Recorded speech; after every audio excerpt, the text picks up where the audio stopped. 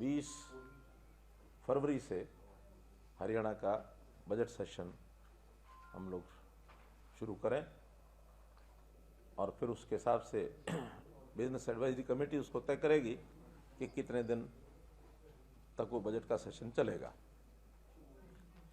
पिछली बार परंपरा हमने शुरू की थी कि 2 भागों में बजट सेशन होगा। इस बार भी हमारा प्रपोजल यही रहेगा स्पीकर साहब को कि 2 भागों में रहे।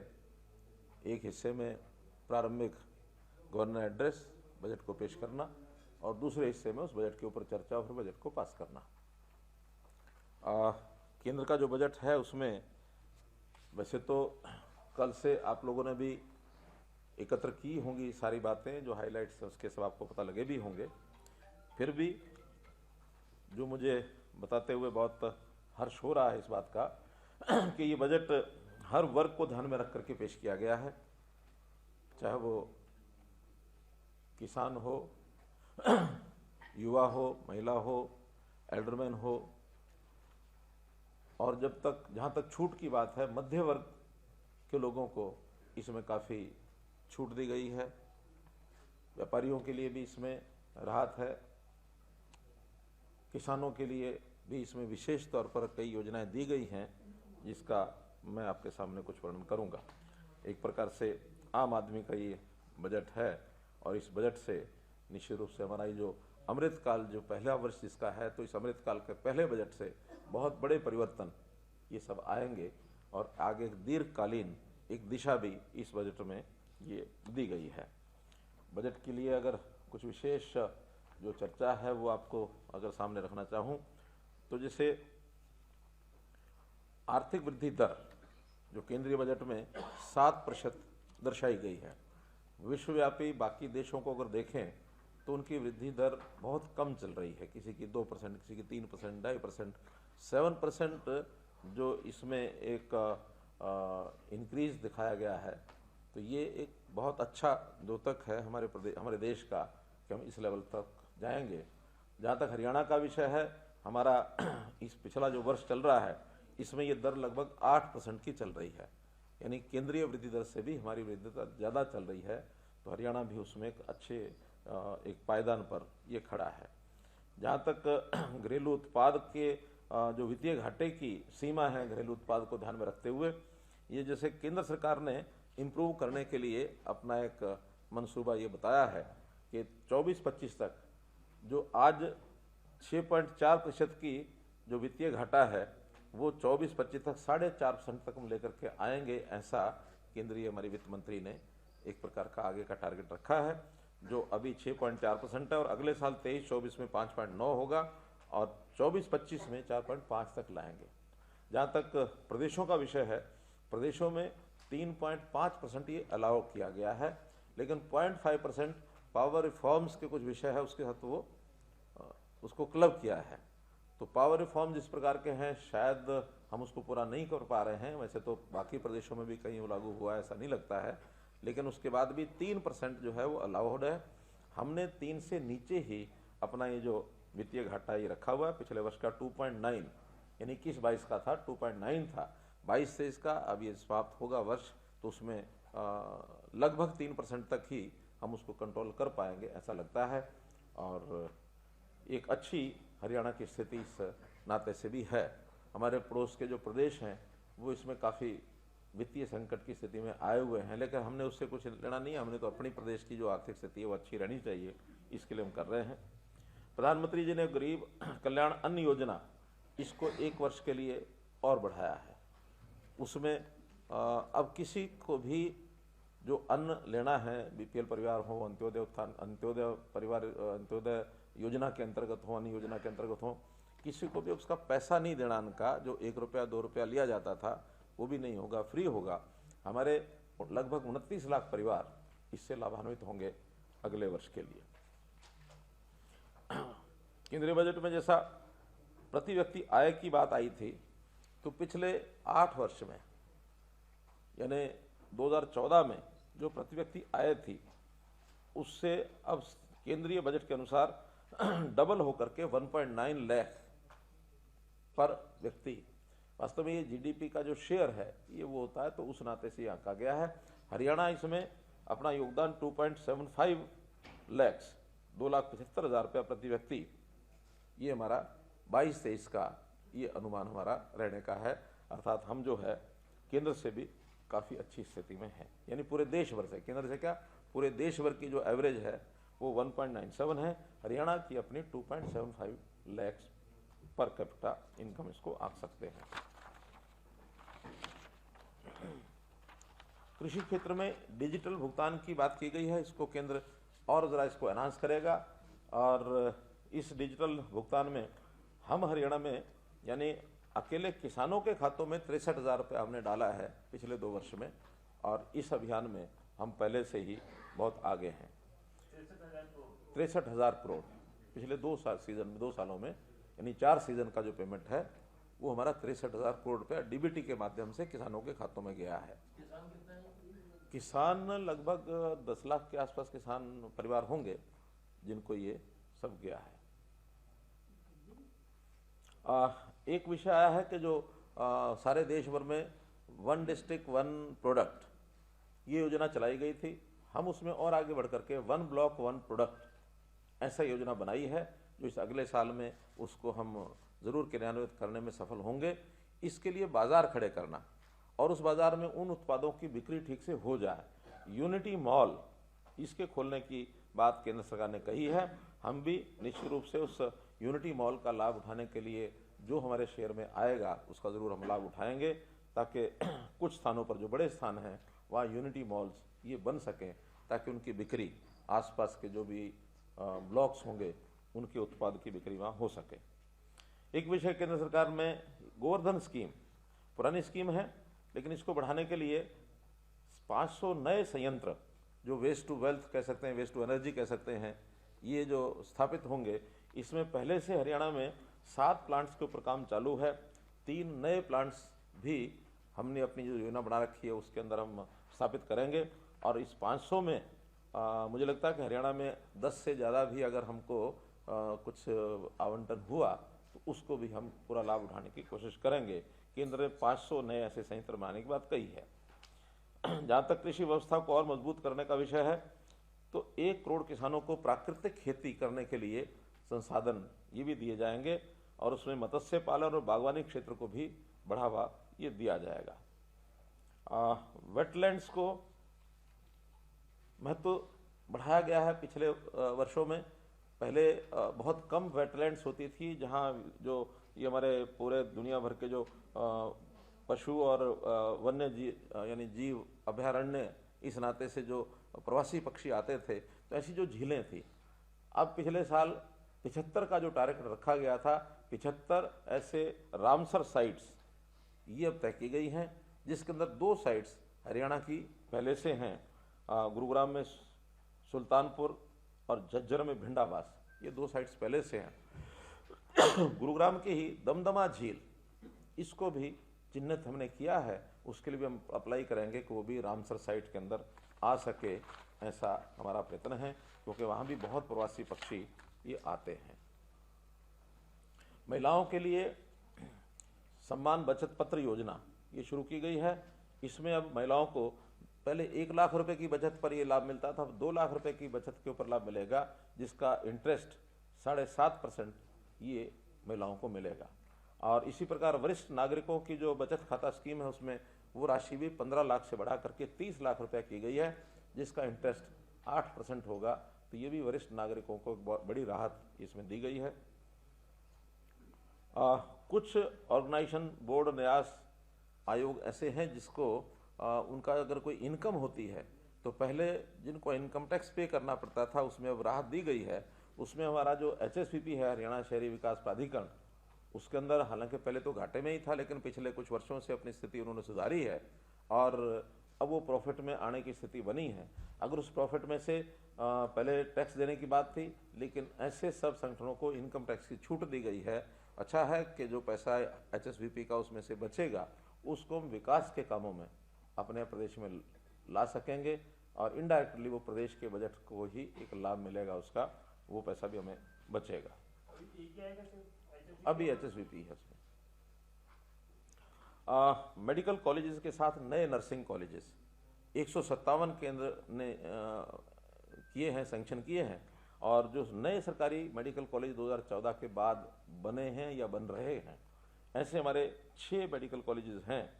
उन 157 में 6 का हमें लगता है कि उसमें हमें ये राहत मिलेगी कि उनके साथ एक नर्सिंग कॉलेज खोलने के लिए सरकार पैसा देगी, जिसमें यमुनानगर है, कैथल है, जींद है, भिवानी है, नारनौल है, करनाल है। तो करनाल का तो चल ही रहा है मेडिकल कॉलेज, बाकी जगह अंडर कंस्ट्रक्शन है, और वो सारे इसमें मुझे लगता है कि उसके अंदर सब साथ आएंगे। एक बात और जो कही है कि joint public private medical research, इस पर फोकस किया गया है, क्योंकि अभी तक प्राइवेट वाले अपना करते हैं और सरकारी अपने होते हैं, लेकिन एक ज्वाइंट ऐसा रिसर्च का सिस्टम बने, उस पर भी केंद्र सरकार ने जोर दिया, और मैं समझता हूँ बहुत अच्छी बात है, क्योंकि ये विषय ऐसा है, सेक्टर ऐसा है जिसके अंदर प्राइवेट क्षेत्र को भी अगर साथ जोड़ेंगे तो बहुत स्पीड बनेगी उस रिसर्च के काम में। और आज हेल्थ के नाते से मेडिकल साइंसेज के नाते से ये बहुत ज़रूरी है। प्रधानमंत्री आवास योजना में जो इस बार नई योजना बनाई गई, उसमें 66% का बजट ये बढ़ाया प्रधानमंत्री जी ने, जो कुल मिलाकर पहले 41,000 करोड़ रुपया था, 79,000 करोड़ रुपया, 79,000 करोड़ ये उसके लिए आवंटन किया गया है, जिसका निश्चित रूप से हरियाणा में भी हमको लाभ मिलेगा। और हमने तो हरियाणा में जो 1,80,000 रुपये तक के जितने परिवार हैं, बीपीएल परिवार, उनका सर्वे शुरू कर दिया है। जिनके अपने मकान नहीं हैं, ऐसे लोगों को इस सहायता में हम भागीदारी उनकी करा सकें, ये हमने पहले से योजना बनाई है। अभी पिछले सालों तक हमने जो मकान प्रधानमंत्री आवास योजना में से लिए हैं 34,000 से अधिक मकान तो बन गए हैं, 23,000 मकान अभी निर्माणाधीन है। वैसे ये 57,000 मकानों का पहले से हमें पिछली योजना में लाभ मिला था। अब आगे सर्वे चल रहा है, उस सर्वे में जितने भी ऐसे परिवार पाए जाएंगे उन सबको हम केंद्र सरकार से योजना मंजूर कराएंगे, ताकि इसका लाभ 79,000 करोड़ रुपये से हमको मिल सके। 50 एयरपोर्ट्स, हेलीपोर्ट्स, वाटर एरोड्रम, इसकी एयर कनेक्टिविटी बढ़ाने के लिए जो योजना बताई गई है, इसमें निश्चित रूप से हिसार का हमारा जो एयरपोर्ट है उसमें भी हमको लाभ होगा। फरीदाबाद में एक हेलीपोर्ट, एक हेलीपोर्ट 20 एकड़ ज़मीन पर हमने पहले ही प्रस्तावित किया है, ताकि वहाँ, क्योंकि एयरपोर्ट के ऊपर हेलीकॉप्टर्स को उतरने में काफ़ी समय भी लगता है, उनको परमिशन नहीं मिलती है, उनकी प्रोसेस लंबी होती है, तो पास में ही गुरुग्राम में यदि किया जाएगा तो उस 20 एकड़ पर हेलीपोर्ट जैसा बना करके, और उस सुविधा ऐसे हवाई यात्रा गुड़गांव में 20 एकड़ का हम गुड़गांव में स्थापित कर रहे हैं, उसका इसके अंदर हमें लाभ मिलेगा, जो योजना बनाई गई है हेलीपोर्ट्स की। फरीदाबाद नहीं, गुड़गांव, हाँ फरीदाबाद नहीं है, बोला तो गलती से बोला, नहीं फरीदाबाद में, फरीदाबाद नहीं, गुड़गांव में है। ऐसे ही एक बहुत अच्छा बजट लगभग 3,600 करोड़ रुपए का जो आरआरटीएस के लिए, इस योजना के लिए मंजूर किया गया है। आरआरटीएस की हमको मालूम है कि रैपिड रेल ये जो सर्विस है, ट्रांसपोर्ट सर्विस, ये दिल्ली सराय काले खां से 3 जो आर्म्स हैं 3 दिशा में, और ये चलेगी। उसके अंदर एक दिल्ली मेरठ है, एक दिल्ली करनाल है, और एक दिल्ली रेवाड़ी से शायद अलवर है, शाहजहाँ, तो एक वो दिशा में है। उसमें बड़ा हिस्सा हरियाणा में से होकर निकलेगा, तो उसका भी लाभ हमको पूरा निश्चित रूप से होने वाला है। और हरियाणा का एक कुल मिलाकर के इस सारे पोर्शन में समझता हूँ कि 60% तो हरियाणा में ही उस सारी तीनों योजनाओं का ज़रूर होगा। और ये योजना जब पूरी हो जाएगी तो कनेक्टिविटी के नाते से पूरा दिल्ली एनसीआर, इसके जो शहर हैं या जो आसपास क्षेत्र है, दिल्ली के साथ कनेक्टिविटी एक बहुत अच्छी कनेक्टिविटी ये होगी। हमने जब प्री बजट मीटिंग की थी तो उसमें कुछ सुझाव दिए थे, उसमें से 2 सुझाव जो हैं हमारे वो जो मान लिए गए हैं। एक तो जैसे rural infrastructure development fund RIDF, ये पहले से बना है, इसी तर्ज पर UIDF बनाया जाए, अर्बन इंफ्रास्ट्रक्चर डेवलपमेंट फंड जो है ये बनाया जाए। तो इस बार वो मान लिया गया है कि उसको भी सस्ते ब्याज के ऊपर, और इस फंड में भी कुछ पैसा शहरों के लिए दिया जाएगा ऐसा। और खास करके जो मध्यम दर्जे के और छोटे शहर हैं वहाँ तक इंफ्रास्ट्रक्चर पहुँचे, ये इसके लिए विशेष तौर पर और इसकी घोषणा की गई है। एक दूसरा सुझाव हमने जो पिछली बार दिया था मान लिया गया था, इस बार भी सुझाव दिया वो भी मान लिया गया है के इंफ्रास्ट्रक्चर के नाते से कुछ राशि बिना ब्याज के एक दीर्घकालीन राशि वो मिलनी चाहिए। तो पिछली बार भी 1 लाख करोड़ रुपया हमने सुझाव रखा था, माना गया था। इसका और बढ़ाया जाए तो 1 साल के लिए इसको और भी बढ़ा दिया गया है, तो 1,30,000 करोड़ रुपया, पिछली बार 1 लाख करोड़ था, इस बार 1,30,000 करोड़ रुपया इसके लिए राशि आवंटित की गई है। और पिछली बार हमें हिस्सा मिला था 874 करोड़ रुपया, और मुझे लगता है क्योंकि इस बार 30% ज़्यादा है, तो स्वाभाविक है 1100 करोड़ रुपए के आसपास हम अपेक्षा करते हैं कि हमको ये राशि जरूर मिलेगी। ये शहर के लिए सर या ओवरऑल हरियाणा के लिए? ये इंफ्रास्ट्रक्चर कहीं के लिए भी है। जॉब्स इस नाते से कैसे बढ़ें, इसकी भी योजना केंद्र ने काफ़ी बनाई है। और एक अच्छा पहलू ये है कि बेरोजगारी की जो दर है, जैसे बताई गई है, अर्बन की उसमें विशेष तौर पर बताई है, ग्रामीण का आंकड़ा तो इसमें नहीं दिया गया। जो जून 20 में 21% जो बेरोजगारी की दर शहरों की थी, स्वाभाविक है कोविड के समय वो एक बढ़ी थी, एक जंप आया था बेरोजगारी में, लेकिन अब वो 7.2% अभी जो आंकी गई है, तो बेरोजगारी काफ़ी कम हुई है। और भी कैसे बेरोजगारी समाप्त हो, रोजगार कैसे ज़्यादा बढ़े, इसके लिए विभिन्न प्रकार की जो बजट में योजनाएं की गई हैं। खास करके इसमें जो इंपोर्ट जिन चीज़ों का होता है वो डोमेस्टिक प्रोडक्शन उसका हो, ताकि हमारा इंपोर्ट कम हो सके, फॉरेन एक्सचेंज हमारी कैसे बचे। वैसे फॉरेन एक्सचेंज में भी काफ़ी सुधार आया है। आज की डेट में 9 महीने का जो इंपोर्ट है उसके बराबर हमारे पास फॉरेन एक्सचेंज है। ये हर महीने में कितना इंपोर्ट हुआ, कितना एक्सपोर्ट हुआ, फॉरेन एक्सचेंज कितना हमारा बढ़ा, उसके आंकड़े हर महीने लगाए जाते हैं। और उसका पैमाना यही होता है कि भाई कितने महीने तक हमारा जो रेगुलर इंपोर्ट होगा उसका फॉरेन एक्सचेंज हमारे पास है। तो अभी 9 महीने की दर चल रही है, और 9 महीने बाकी बहुत से देशों का जो इंपोर्ट का ऐसा कैलकुलेशन होता है जिसमें हम कह सकते हैं फॉरेन एक्सचेंज रिजर्व, उससे हम काफ़ी अच्छे बेहतर स्थिति में हैं। और आगे कैसे हमारा इंपोर्ट कम हो, एक्सपोर्ट बढ़े, उससे फॉरेन एक्सचेंज और भी बढ़ेगा। कैपिटल एक्सपेंस भी धीरे धीरे बढ़ रहा है। जो 16-17 में 2.5 लाख करोड़ रुपया कैपिटल एक्सपेंसेस था, और 22-23 जो पिछला वर्ष अब जा रहा है उसमें 7.3% सेंटर का बता रहा हूँ ये, और 23-24 का जो बजट है उसमें 10 लाख करोड़ रुपया कैपिटल एक्सपेंस हो, इस प्रकार की योजना बनाई गई है। अपने आप में ये एक बहुत अच्छे दिशा में दिया गया बजट है कि ज़्यादा कैपिटल एक्सपेंस हो। रेवेन्यू एक्सपेंस तो नॉर्मल खर्चे होते हैं जितने, वो तो चलना ही है, उसमें कहीं कम ज़्यादा बहुत ज़्यादा नहीं कर सकते, लेकिन उसकी तुलना में जो हमारा बजट का कलेक्शन रिसीट्स हैं उसमें कैपिटल एक्सपेंस को बढ़ा सकें, ताकि रेशो थोड़ी सी ठीक हो सके। हरियाणा की भी हमारा कैपिटल एक्सपेंस की जो टोटल है शायद 34% हमारा इस समय चल रहा है। कैसे इसको बढ़ाया जाए, लगातार इसके ऊपर सब सरकारों का प्रयत्न रहता है। एनपीएस भी बहुत कम हो रहे हैं, ये भी अच्छी दिशा है कि हमारी जो इकोनॉमी है वो मजबूत हो रही है। उसमें ये ज़रूर कहा जा सकता है कि जो अब लोन दिए जाते हैं, जो एडवांस किए जाते हैं, बहुत सोच समझ के किए जाते हैं। जो बिना सोचे समझे एडवांस जो है वो सिफारिशों पर चलते थे, उसको बहुत रोका गया है। शेल कंपनीज को बंद किया गया है। और एनपीएस जो कभी मार्च 20 में 8.2% थे, सितंबर 22 में अब जो है 5% तक आ गए हैं।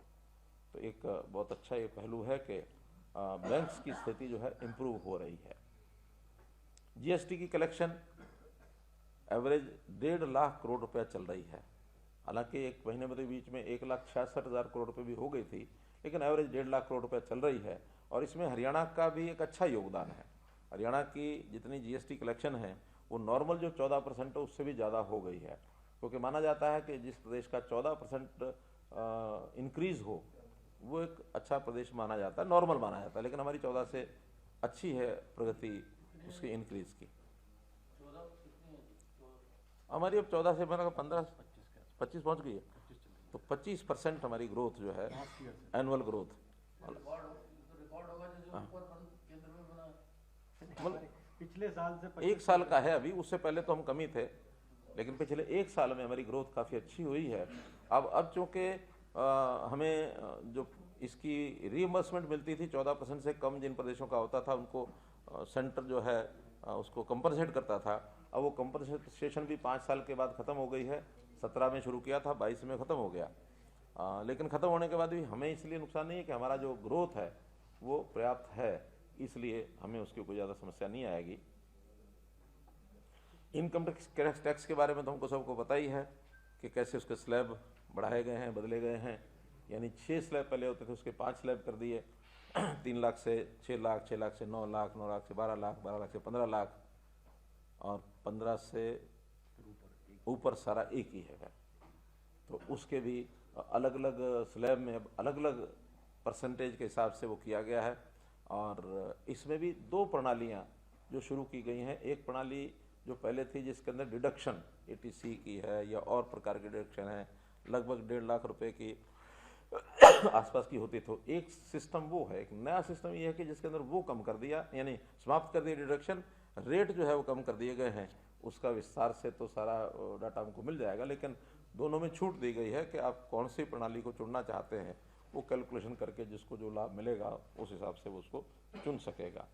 लीव एनकैशमेंट जैसे हमको मालूम है कि पहले प्राइवेट का ही है ये, प्राइवेट क्षेत्र में 3 लाख रुपए तक की लीव एनकैशमेंट उसकी डिडक्शन होती थी। अब वो 3 की बजाय 25 लाख रुपए लिमिट कर दी है कि अगर आपकी लीव एनकैशमेंट 25 लाख रुपए भी अगर राशि मिलती है आपको, तो उस पर कोई टैक्स नहीं लगेगा। तो ऐसे ये कुछ इस प्रकार का विषय बढ़ाया गया है। कृषि क्षेत्र के लिए जैसे डिजिटल पब्लिक इंफ्रास्ट्रक्चर में मैंने पहले बताया ही है कि भी हमने पहले से इसको काफ़ी शुरू किया है। और ख़ास करके जैसे हमने मेरी फसल मेरा ब्यौरा, ये डिजिटल एक सिस्टम, ये केंद्र सरकार से भी पहले कई चीज़ें ऐसी हैं जो हमने पहले से शुरू कर रखी हैं। अंत्योदय की बहुत सी योजनाएं जैसे हमने परिवार पहचान पत्र के साथ जुड़ के की हैं, तो वो सारे देश भर में धीरे धीरे अब लागू हो रही हैं। और अंतोगत्वा अब वंचितों को वरीयता, ये एक थीम है सरकार का कि जो वंचित है, जो डिजर्व करता है, उसको कैसे प्राथमिकता दी जाए, तो वंचितों को वरीयता दी जाए, ये एक स्लोगन ये ज़रूर दिया गया है। मिलेट्स को बढ़ावा देने के लिए श्री अन्न योजना ये शुरू की गई है। और इस बार तो यह आया है कि गेहूं और चावल के साथ साथ मिलेट्स का भी PDS की दुकानों के माध्यम से हम डिस्ट्रीब्यूशन करने को बढ़ावा दें। वो अपनी योजना बनाएंगे, कैसे बननी है कोई स्टेट के ऊपर ही है, लेकिन इस पर भी केंद्र सरकार कुछ ना कुछ बढ़ावा देने के लिए और सहायता करने के लिए वो तैयार है। एग्रीकल्चर क्रेडिट टारगेट जो क्रेडिट एग्रीकल्चर का है, तो उसको बढ़ा करके भी 20 लाख करोड़ रुपया ये कर दी गई है। भंडारण की क्षमता भी बढ़ाई गई है, क्योंकि हमारा जो एग्रीकल्चर प्रोड्यूस है वो हर साल लगातार बढ़ रहा है। तो भंडारण के कारण से जो लॉस होता है, नुकसान होता है, वो उसमें न हो, इसके लिए भी बहुत सी योजनाएं बनाई गई हैं। स्क्रैप की जो एक रखा गया कि स्क्रैप के कारण से व्हीकल्स का जो स्क्रैप होगा उनको पुराने व्हीकल को हटाने के लिए, और इसमें भी एक सब्सिडी की घोषणा की गई है। वो सब्सिडी कितनी होगी, लेकिन हमको बहुत लाभ होगा, क्योंकि NCR एरिया में 10 साल और 15 साल के जो वाहन हैं पेट्रोल डीजल के, उनको हटाने की बात कही गई है। तो अल्टीमेटली स्क्रैप उसको जो करना है उसकी सब्सिडी उनको पर्याप्त मिलेगी, तो जल्दी लोग उसको हटा लेंगे। इस पर भी एक घोषणा की गई है।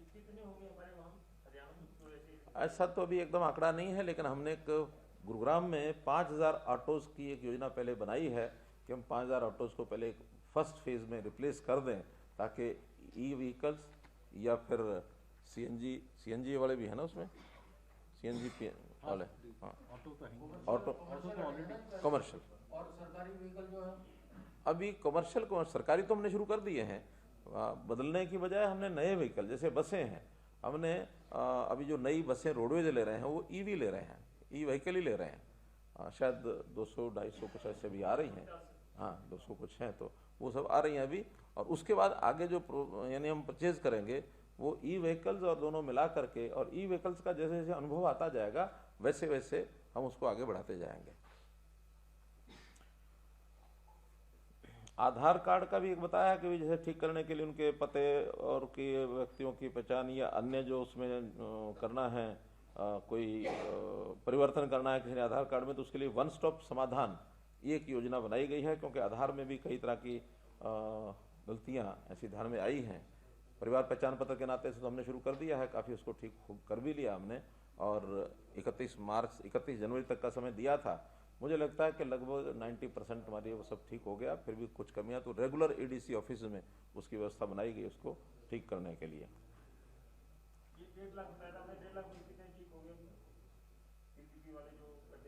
मैंने बताया 90% के लगभग ठीक हो गए हैं, उसमें कोई इसमें कठिनाई नहीं है। फिर भी जिनके ठीक नहीं हुए थे, और खास करके राशन कार्ड उन्होंने बहाल कर दिए उनके, मतलब वो कमियां 1.5 लाख में जो आपत्ति जताई वो ठीक नहीं, उसमें स्वाभाविक है। इतने सारे आखिर 72 लाख परिवारों का परिवार पहचान पत्र बना है, और ह्यूमन एक इंटरफेस के कारण से व्यक्तियों की तो आखिर काम है, सारे गलतियां कई हुई हैं, ऐसा नहीं कि नहीं हुई है, लेकिन जिन्होंने ठीक करानी है उनको एक अपॉर्चुनिटी दी गई है, और 90% उसमें से ठीक हो गई। तो अभी कोई डोर टू डोर सर्वे की बात की आपने, कल परसों ऐसा है कि हमने सारे डाटा को 5 विभागों में बांट दिया है।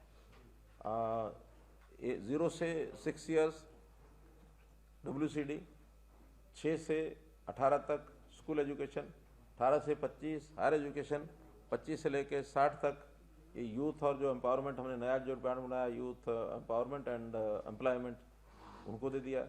60 से ऊपर सोशल जस्टिस, और उनको जो डाटा दिया है अब वो अपने अपने विभाग से डोर टू डोर सर्वे करा करके, और कोई भी किसी को कमी लगती है उस डाटा को गोल्डन करना है। किसी का मानो नाम गलत है, किसी की डेट ऑफ बर्थ गलत है, किसी का कोई किसी कारण से कोई एड्रेस गलत है, कोई नाम नया जुड़ने से ना छूट गया हो। नए वैसे तो डेट ऑफ बर्थ के हिसाब से जुड़ रहे हैं, जिनकी डेथ रजिस्टर हो रही है उनको उसमें से निकाल रहे हैं। फिर भी ये लगातार चलने वाला प्रोसेस है, खास करके इनकम वेरिफिकेशन। तो इनकम वेरिफिकेशन अलग अलग सूत्रों से करेंगे, उसमें से ठीक थिंकिंग लोगों की भी हो जाएगी। अभी भी बहुत लोग ऐसे हैं जो इनकम होती ज़्यादा है, वो आके अड़ते हैं कि नहीं जी हमारी तो बहुत ही कम है, सरकारी लाभ लेने के लिए जिनका कोई रिकॉर्ड डाटा नहीं है।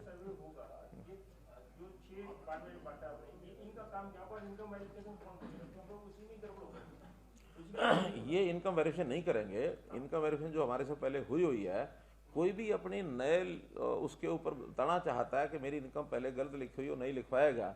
ये जो वेरीफाई करने का काम इसलिए नहीं किया तो नया लिख के ले आएंगे, उसको फिर डिपार्टमेंट जिसको कहना चाहिए बैक ऑफिस में कि भी किनकी कितनी है और किन्होंने शिकायत की है, उसको वेरिफिकेशन बाद में कराएंगे। अभी तो केवल इन्फॉर्मेशन लाएंगे। ये जो 6 डिपार्टमेंट हैं, ये तो कोई नई इन्फॉर्मेशन अगर है तो अपने लिख के ले आएंगे, ताकि हम बैक ऑफिस में बैठ करके उनको मिलान कर सकें कि किसी की वास्तव में गलत तो नहीं है, क्योंकि इनको भी सबको वेरीफाई करके को ठीक करने का अधिकार नहीं दिया गया, केवल सूचना लाएंगे, सर्वे करेंगे। इनकम तो मैंने बताया ना कि अगर गलत पाई जाएगी, उसका कोई स्लैब अलग होगा, तो फिर वेरीफाई कराने का काम क्रीड करेगा। वो ये इनकम वेरिफिकेशन के लिए एप्लीकेशन तो ले सकते हैं, एप्लीकेशन नहीं, केवल दर्ज करके लाएंगे, दर्ज करके लाएंगे। जब सर्वे करेंगे कोई भी अपना बताता है कि हाँ इस परिवार की इनकम इतनी है, पहले कितनी है इनको नहीं बताया जाएगा, केवल कोई अगर खुद शिकायत करता है तो उसको लिख के ले आएंगे। क्योंकि क्या होता है कि ये सारी चीज़ें बहुत एक सेंसिटिविटी है इसकी, और सेंसिटिविटी में हम हर आदमी को दौड़ाएं जाके वेरीफाई करके आओ, भाई जिसकी शिकायत है वही तो बताएगा। तो इसलिए हर किसी की बार बार वेरीफाई नहीं करनी, ये तो एक चलने वाला सतत प्रोसेस है। आज एक आदमी बेरोजगार है, उसके परिवार की इनकम मान लो 1.5 लाख रुपया है साल की, जैसे उसका रोजगार लगेगा वो अपने आप 4 लाख पर आ जाएगा। तो वो एक रेगुलर चलने वाला प्रोसेस है। ऐसे ही केंद्र सरकार ने बहुत से ऐसे कंप्लायंसेस, जिन कंप्लायंसेस का कोई बहुत बड़ा अर्थ नहीं होता है और वो अननेसेसरी होती हैं, उनको जो हटाने का अभियान लिया, तो 39,000 कंप्लायंसेस ये हटाई हैं। 3400 से अधिक जो कानून हैं, जिन कानूनी प्रावधानों के कारण से व्यक्ति को अपराधी घोषित किया जाता था, ऐसे भी कुछ कानूनों को हटा करके, कुछ कानूनों को सम्मिलित करके, और 3400 कानूनी प्रावधानों को उस अपराध घोषित करने वाली जो धाराएं थी वो खत्म कर दी हैं। व्यक्ति को सुधरने का मौका दिया जाए। कोविड के समय का जो उनकी सिक्योरिटी होती थी, जिसको उस समय काम ना करने के कारण से जब्त किया गया था, तो 6 महीने का हमने तो अपने यहाँ पहले ही उसको माफ़ कर दिया था, उसको लौटा दिया था। लेकिन केंद्र सरकार ने पूरे कोविड पीरियड के लिए जो भी जब्त हुई है उसको वापस करने का निर्णय लिया है केंद्र सरकार ने जो काम किए हैं वो तो वापस करेंगे, ऐसा ही हम अपने प्रदेश में भी जब योजना बनानी होगी तो कोई ज़रूर बनाएंगे। एक बहुत ही प्रधानमंत्री जी की बड़ी एक जिसको कहना चाहिए फ्लैगशिप एक प्रोग्राम है कि जो हमारी पृथ्वी है, पृथ्वी माता, इस पृथ्वी माता के नाते से भी लोगों में एक धारणा भावना बनाई जाए, और इसको जब दोहन की बजाय शोषण करते हैं, जब वो पानी का शोषण है, वो खनिज का शोषण है, वो फॉरेस्ट काटने की बात है, तो ये सारी चीज़ों को ठीक करने के लिए एक विशेष अभियान चलाया जाए, पृथ्वी माता के पुनरुद्धार, इसके प्रति जागरूकता, पोषण और सुधार हेतु प्रधानमंत्री कार्यक्रम, एक नया कार्यक्रम ये चलेगा। इस पर भी जो योजनाएं आएंगी हम इसमें बढ़ चढ़ करके भाग लेंगे। स्टेट में कुछ अलग से चलाएंगे सर? हाँ जी, स्टेट में पृथ्वी वाला जो इसमें अलग से कुछ चलाएंगे? चलाएंगे, निश्चित रूप से चलाएंगे। बहुत महत्वपूर्ण विषय, हालांकि हमने बहुत पहले किया है। अब मेरा पानी मेरी विरासत, ये उसी का एक हिस्सा है कि पानी को बचाओ। ऐसे ही वन लगाए जाए ज़्यादा ज़्यादा, हमने ऑक्सीवन की योजना चलाई, वो इसी का हिस्सा है। तो इस अभियान को ज़रा और तेज़ गति दी जाए। अगर केंद्र सरकार कोई चीज़ अपने हाथ में लेती है तो स्वाभाविक है प्रदेशों को उसमें सहयोग होता है, प्रदेश की गति बढ़ाएंगे। विषय बहुत हैं, लेकिन एक उसमें उल्लेखनीय है कि जो पैक्स हैं 63,000 पैक्स, इनको कंप्यूटरीकृत करने के लिए भी जो योजना बनाई गई है उसका हम लाभ उठाएंगे। हम भी अपने सारे जो पैक्स हैं उन सबको और कंप्यूटरित करेंगे, उसमें जो सहयोग केंद्र सरकार देगा उसको हम प्राप्त करेंगे। लघु सिंचाई के लिए भी 5300 करोड़ रुपया रखा गया है, जिसमें जो भी ऐसा एरिया है जिसके अंदर पानी कम है, या तो वहाँ या जहाँ पानी डीप बहुत चला गया है वहाँ लघु सिंचाई परियोजनाएं, उसके लिए केंद्र सरकार सहायता करेगी, उसका हम निश्चित रूप से लाभ उठाएंगे।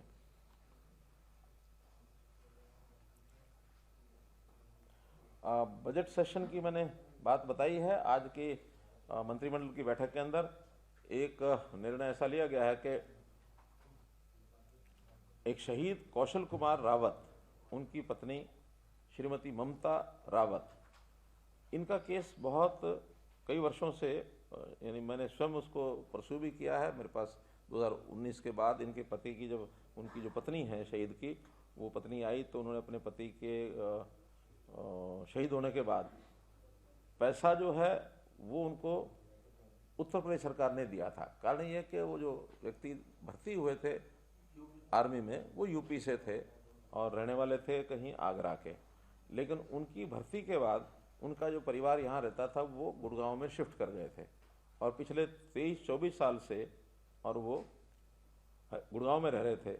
अब चूंकि उनका एड्रेस मूल उत्तर प्रदेश का था, उनको राशि उनको 25 लाख रुपए उनके खाते में आ गई, मिल गई, लेकिन जब नौकरी का विषय आया तो वहाँ शायद पॉलिसी नहीं है या उन्होंने मना किया, और हमें फिर जब अप्रोच किया गया तो केस ऐसा बन गया कि वो यूपी के हैं नागरिक या हरियाणा के हैं। अंततः हमने आज उनको उस एक्स ग्रेशिया के आधार पर नौकरी जो है वो दी है। तो एक इस प्रकार का केस ग्रुप डी में, हाँ, तो मेरे ख्याल पढ़ी लिखी है भी नहीं, ग्रुप डी की नौकरी के। हाँ, तो उन्होंने अधिकार एक बताया भी, स्वाभाविक है, हम शहीदों के पत्नियों को देते। हाँ जी, पत्नी को, उनकी पत्नी को, श्रीमती ममता रावत। एक वैसे तो जानकारी आप लोगों को मिल चुकी है, फिर भी आधिकारिक तौर पर उसकी घोषणा वो मैं आज कर रहा हूँ कि जो हमारा स्टेट विजिलेंस ब्यूरो था उसका नाम बदलकर स्टेट एंटी करप्शन ब्यूरो ये कर दिया है। ऐसे ही जो डिविजनल लेवल पर भी विजिलेंस ब्यूरो 6 बनाए गए हैं, उनका नाम भी डिविजनल एंटी करप्शन ब्यूरो ये रहेगा।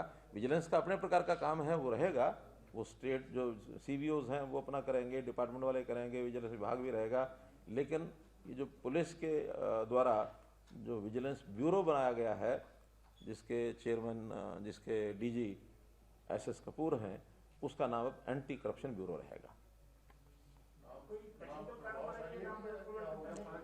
टेक्निकल नहीं, एक लोगों में उसका मैसेज भी जाना चाहिए, और दूसरा विजिलेंस नाम से हमारी सिविलियन साइड पर भी डिस्ट्रिक्ट विजिलेंस कमेटीज बनी हुई हैं। कभी कभी पब्लिक में कंफ्यूजन होता था कि डिस्ट्रिक्ट विजिलेंस कमेटीज जो हैं वो करप्शन की शिकायतें वहाँ जाती थी, लेकिन वहाँ दबदबा के रह जाती थी। जो भी कुछ है, अब उसमें कमेंट मैं नहीं करता। मैं तो इतना ही है कि जो ब्यूरो का काम है वो एंटी करप्शन वाला ही मुख्य प्लैंक है उसका। विजिलेंस में तो एम्प्लॉई समय पर आए कि नहीं आए, वो अपनी सीट पर है कि नहीं है, काम दिन में पूरा करते कि नहीं करते हैं, बीच में बिना बताए चले तो नहीं जाते हैं, या इस प्रकार के काम को विजिलेंस का मतलब निगरानी रखना। निगरानी अलग चीज़ है, करप्शन की जांच एक अलग चीज़ है, तो इसलिए उसको बाइफरकेट किया। हाँ, नोटिफिकेशन हो जाएगी। ये जो टेंटेटिव प्रोग्राम रखा है कैबिनेट में विधानसभा सत्र का, 20 से तो स्टार्ट करें। टेंटेटिव तो पहले टेंटेटिव बताते हैं ना सरकार विधानसभा सत्र, वो जब पूछते हैं तो वो लिख करके भेजते हैं गवर्नर साहब को। मैंने इतना ही बताया कि हमने उनको कहा है कि 2 भागों में होना चाहिए। पहले भाग में गवर्नर एड्रेस, उनको धन्यवाद ज्ञापन और फिर बजट पेश करना। दूसरे भाग में उस बजट के ऊपर चर्चा करके और पास करना। बीच में जो कमेटियां बनी हुई हैं विधानसभा की, क्या बोलते हैं उन कमेटियों को, सेलेक्ट कमेटीज, उन कमेटीज को, क्योंकि पिछले साल भी कमेटियों ने काम किया था, इस बार भी उनको पर्याप्त समय देने का उनको बताया कि भी उनको एक पर्याप्त समय दिया जाए, ताकि जो जो विभाग उनको दिए जाएं, बजट पेश होने के बाद उस बजट के हिसाब से उनके सुझाव क्या आते हैं, और उनका कुछ दायरा लिमिट्स होती हैं कि इस लिमिट में रह करके अपना सुझाव दे सकते हैं। बजट के आंकड़ों को बहुत ज़्यादा छेड़छाड़ नहीं कर सकते, लेकिन विद इन डिपार्टमेंटल बजट वो कुछ हेड्स होते हैं, उसमें चेंज कराना हो तो वो कर सकते हैं। तो उसमें एक जो लिमिट है उसके अंदर वो सोचेंगे, विचार करेंगे। और वैसे सुझाव हमने विधायकों से इस बार, पहले भी सांसदों से, विधायकों से लिखित सुझाव ये मांगे हैं। कुछ स्टेक होल्डर्स होते हैं, उनकी मीटिंग्स वो चालू कर दी हैं। अभी 2 दिन पहले गुरुग्राम में हम इंडस्ट्री के जो लोग हैं उनसे हमने एक मीटिंग करके पूछा है, और एक अभी सभी विभागों के जो सेक्रेटरीज हैं, मिनिस्टर्स हैं, उनकी मीटिंग करेंगे। अलग अलग कुछ स्टेक होल्डर्स जैसे रहते हैं, किसान कृषि के नाते से, या फिर अन्य जो हमारे इंफ्रास्ट्रक्चर के नाते से जो अलग अलग विषय हैं, एजुकेशन का है, हेल्थ का है, ये सारी मीटिंग्स जो है करके हम उनसे सबसे सुझाव पूछेंगे।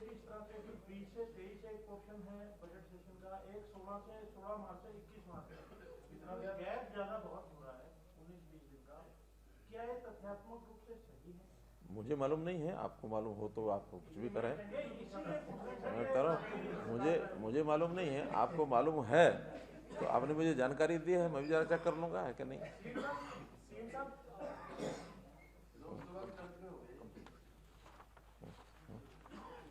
तो मोटे रूप से तो ये सब विषय जितने मैंने आपको बताए हैं, यही सब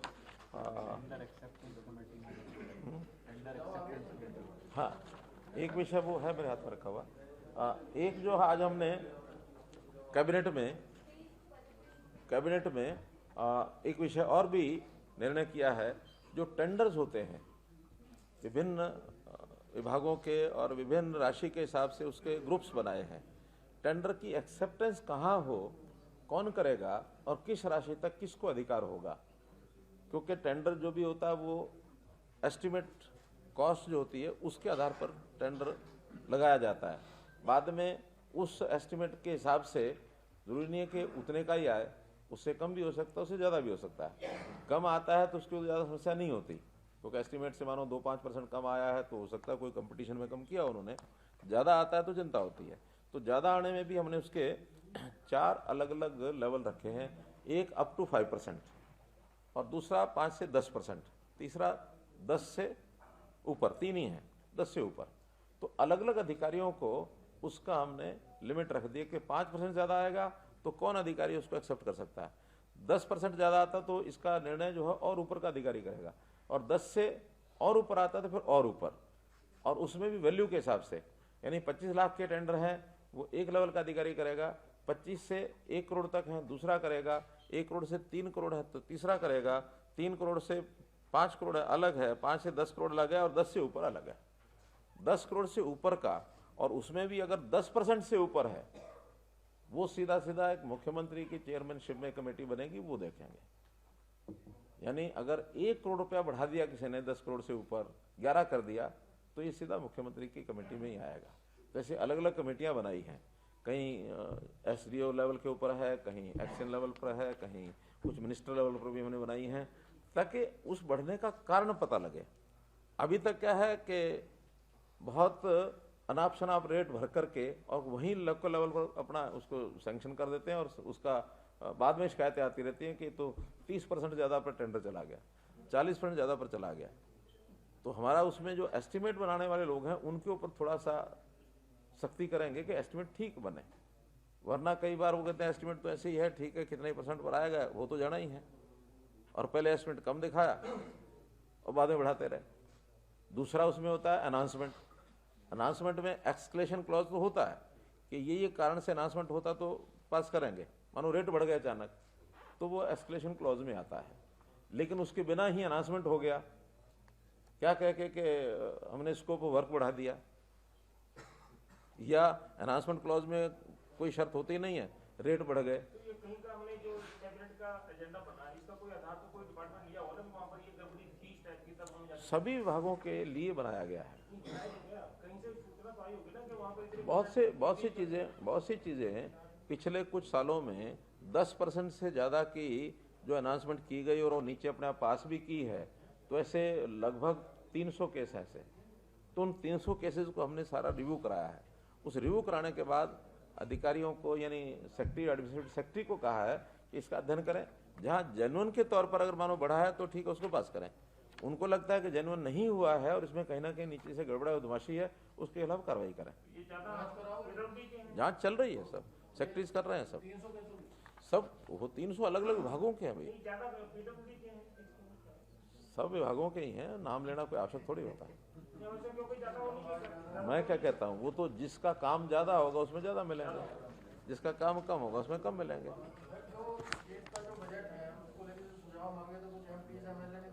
अभी तो पत्र लिखा है, 3 दिन पहले लिखा है, और उनको 10 दिन का टाइम दिया है, और 10 दिन में आएंगे और 2-4 दिन बाद में भी आएंगे। वो कोई हार्ड एंड फास्ट ऐसा कोई वो काम नहीं है कि भी बिल्कुल लॉ के अंडर है। वो तो जब तक बजट बनता नहीं है तब तक अच्छा सुझाव कहीं से भी आएगा, लेकिन एक इतना समय जरूर चाहिए कि उनके सुझाव के बाद इतना समय उसको एडजस्ट करने के लिए मिल जाए। मान लो हमारा बजट किसी तारीख को फाइनल होना है और उसके बाद सुझाव आए तो उसका आना ना आना बेकार है, इसलिए जितना जल्दी आएंगे। वो समय भी कहा, अभी पत्र लिख दिया। देखिए, इसमें सुझाव देने का विषय तो एक ऑप्शनल ये वो कार्यक्रम है, वरना तो डिपार्टमेंट अपने आप बना के बजट पेश भी कर दे और विधानसभा में जिन्हें जो कहना कह देंगे। हम तो चाहते हैं ज़्यादा से ज़्यादा लोगों की कंसल्टेशन हो, उन कंसल्टेशन में अच्छी बातें भी आती हैं, विपक्ष के लोगों को भी हम कहते हैं। हमने विधायकों की पिछले रेड बिशप में 3 साल पहले मीटिंग की थी और अच्छे सुझाव आए, हम उसको हमने उसको किया भी है, उसको एडजस्ट भी किया उन चीज़ों को। आखिर अल्टीमेटली प्रदेश में अच्छा काम क्या हो सकता है, ये किसी का भी सुझाव आ सकता है। और मेरा तो आपसे भी कहना ही है कि आप भी फील्ड में घूमते हैं, जनता से जुड़े हुए हैं, अच्छे सुझाव दे देंगे तो उसको हम जरूर कहीं ना कहीं उचित लगेगा तो उसको डालें। बजट आया है, हरियाणा के बजट से क्या उम्मीद की जा सकती है, और 23 और 24 का जो बजट है किस क्षेत्र पर ज्यादा फोकस करेगा? अभी ये क्वेश्चन आउट ऑफ सिलेबस है। हाइपोथेटिकल तो नहीं है। सीएम साहब, आप कह रहे हैं कि हरियाणा की आर्थिक स्थिति बाकी राज्यों के मुकाबले बेहतर है, लेकिन हरियाणा के पूर्व मुख्यमंत्री को उसमें लगातार, हालांकि आपने बीते विधानसभा के सत्र में जवाब दिया, लेकिन पूर्व मुख्यमंत्री कहते हैं कि जो बजट केंद्र का आया ये चुनावी बजट है, आंकड़ों की कलाबाजी की गई है। लेकिन हरियाणा की वित्तीय स्थिति पर तो उनका यही कहना है कि 4 लाख करोड़ का कर्ज आज प्रदेश पे है, हर पैदा होने वाले बच्चे के सर पर 2 लाख का कर्ज है। पक्ष और विपक्ष, उसमें एक लाइन होती है, वो लाइन से इधर कौन है, लेफ्ट में कौन है, राइट में कौन है, उस हिसाब से बोलना होता है। बोल रहे हैं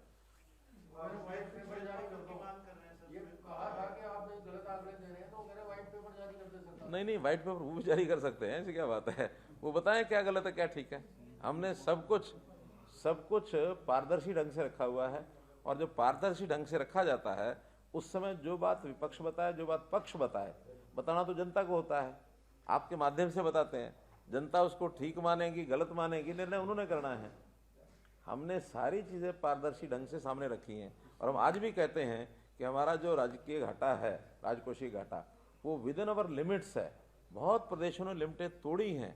हम आज भी जो 3% है वो 3% के नीचे उसको क्या कहते हैं, राजकोषीय घाटा, और जो 25% है, 25% जो होता है वो सर हमारी टोटल बोरोइंग कितनी हो सकती है किसी विषय पर, टोटल वो जीडीपी की टोटल बोरोइंग। तो जीडीपी की टोटल बोरोइंग हमारी आज भी 25% से ज़्यादा नहीं है। और ये दो स्टैंडर्ड्स हैं। अगर मान लो हम अपनी जीडीपी को बढ़ाते हैं और उसके कारण से कर्ज बढ़ाते हैं तो हमारा अधिकार है, हम उसको ले सकते हैं। और हम नहीं लेंगे, उसको छोड़ देंगे, तो लोग हमें कहेंगे कि आप ठीक से विकास नहीं कर रहे हो। वो आलोचना भी फिर यही करेंगे कि आप तो इसमें 5,000 करोड़ रुपए और भी लेके लगा सकते थे, क्यों नहीं लगाया। आलोचना तो ये अभी भी कर रहे हैं कि सर जितना लिए डेवलपमेंट कुछ नहीं होगा। आलोचना तो भी कर रहे हैं। सीएजी की रिपोर्ट में आया हुआ है, वो इंडिपेंडेंट एजेंसी। हाँ, सीएजी की रिपोर्ट में जो आता है हम लोग को उसका अध्ययन करना चाहिए, वो इंडिपेंडेंट रिपोर्ट है। एक डिप्टी सीएम ने पिछले दिनों ये कहा था कि ओल्ड पेंशन स्कीम को लेकर मैं मुख्यमंत्री जी से बात करूंगा, बहुत बड़ी बात नहीं है, 4% का फर्क है। तो आपसे कुछ चर्चा हुई है इसको लेकर? कर्मचारी संगठन आंदोलन कर रहे हैं किस चीज में? ने कहा था कि ओल्ड पेंशन स्कीम जो है कोई बड़ी बात नहीं है, 4% का फर्क है। देखिए सीएम साहब से इस पर चर्चा करूंगा, वैसे मेरी बात हो भी गई है। देखिए, अभी मेरे पास कल ही एक व्हाट्सएप ग्रुप आया है और उस व्हाट्सएप में ये लिखा था, अब एक अधिकारी हैं केंद्र के, नाम भूल रहा हूँ, जिन्होंने स्पष्ट लिखा है कि अगर ओल्ड पेंशन स्कीम को लागू कर दिया तो 2030 तक दिवालिया हो जाएगा, देश दिवालिया हो जाएगा। और ये बिना पार्लियामेंट के अब इसको कोई लागू कर नहीं सकता। इवन अब राजस्थान ने भी इस विषय को वापस ले लिया कि हम नहीं कर सकते।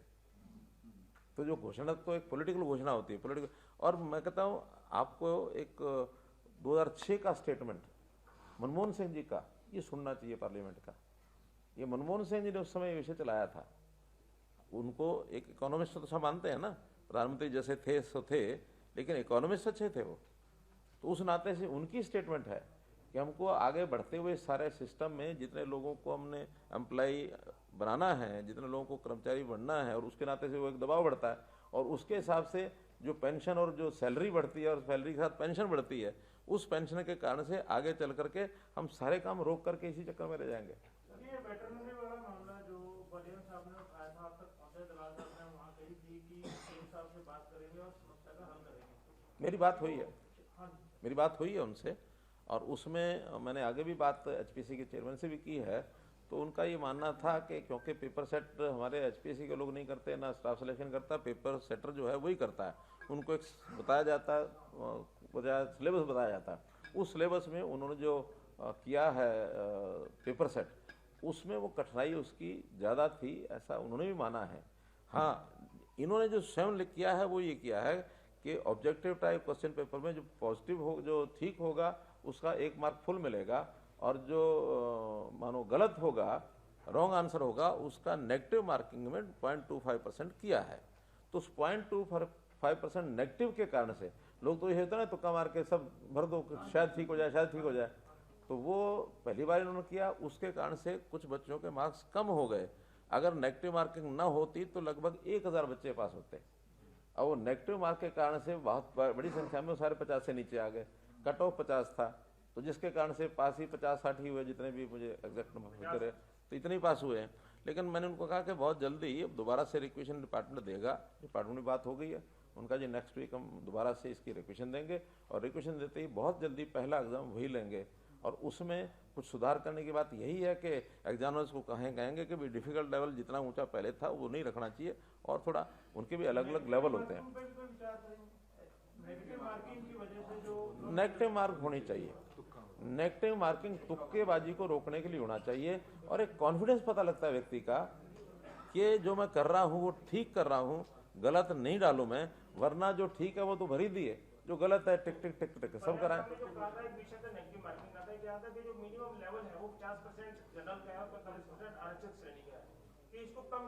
देखिए, दोनों बातें हैं। अगर उसका डिफिकल्ट लेवल थोड़ा सा अगर डाउन कर देंगे, ये पेपर सेटर को एक लेवल बताना पड़ता है, भाई इस डिफिकल्टी लेवल को थोड़ा सा और कम कर दें ताकि पेपर थोड़ा आसान हो जाए। अल्टीमेटली तो कंपैरेटिव होता ही है, कंपैरेटिव में अच्छा बच्चा कौन सा है, कमजोर कौन सा है, अच्छे बच्चों को सिलेक्ट करना है, तो थोड़ा डिफिकल्टी लेवल अगर कम करेंगे तो 50% से ऊपर आ जाएंगे लोग। तो 50 वाली शर्त रहेगी और नेगेटिव मार्किंग भी रहेगी। इसमें कोई इतने बड़ी संख्या में जिस हिसाब से ये भी सूचना थी कि जैसे अलग अलग विश्वविद्यालयों से डिग्रियां हैं, तो इस मामले की भी जांच HPSC से आप कहेंगे करें कि जो इतना रिजल्ट आया था उसमें सिर्फ नेगेटिव मार्किंग की वजह नहीं हो सकती और कोई वजह भी नहीं, नेगेटिव मार्किंग अगर नहीं होती तो बता ना 1000 पास हो रहे हैं। हाँ, अगर नेगेटिव मार्किंग नहीं होती तो 1000 और पास होते। कृषि मंत्री का बयान छपा था कि जो ADO के पेपर हुए थे इसमें और कमेंट नीचे लेके आएंगे, वो तो गलत बयान था मुझे लगता है। नहीं, सुझाव हो सकता है उनका, सुझाव दे दें। फैसले करते हैं मतलब नीचे लेके आएंगे। नहीं, ये फैसला तो HPSC, वो भी HPSC से अगर कोई बात करनी भी होगी तो चीफ सेक्रेटरी उनके वो होते हैं, कंसर्न्ड सेक्रेटरी, उनसे उनसे बात करके वो फैसले वहाँ होते हैं। हम पॉलिटिकल लेवल पर फैसले नहीं करते। पॉलिटिकल बयानबाजी हो रही है, संवैधानिक संस्था है, उससे आपको नहीं लगता कि वजीयत हो रही है संस्थाओं की? क्या स्टाफ चलिए, वो हमने जितना कहना था कह दिया है। सीएम साहब, आपने जो ई-टेंडरिंग को लेकर के पंचायतों में जो मसला चल रहा है, क्या फिलहाल स्थिति है, क्या प्रावधान आ रहे हैं सरपंचों? देखिए, अपना लिया नहीं अपना है? कुछ लोगों ने अपने काम कराने शुरू कर दिए हैं। 2 लाख रुपए से नीचे के तो तकरीबन 650 काम वो यानी लोगों ने अपने प्रस्ताव पारित कर दिए हैं, और 25 लाख तक के भी ज़्यादा नहीं तो कम से कम 12-15 तो ऐसे मेरे पास ही जानकारी आई थी 2 दिन पहले, अब और भी हो गए होंगे। लेकिन वो लोगों ने जिन्होंने काम शुरू करना था कर दिया है, और जब काम शुरू हो जाएंगे तो बाकी अपने आप देखेंगे। टाइमली काम शुरू हो जाए, हमारा उस हेतु यही है। अब चूँकि एक फेज़ ऐसा है, इस फेज़ में एकदम किसी को खिलाफ कोई सख्त बात करना या नरम कहना, नियम हमारा जो है पारदर्शी तरीके से ई-टेंडरिंग पर काम हो, इसको हमने लागू किया और लागू रहेगा।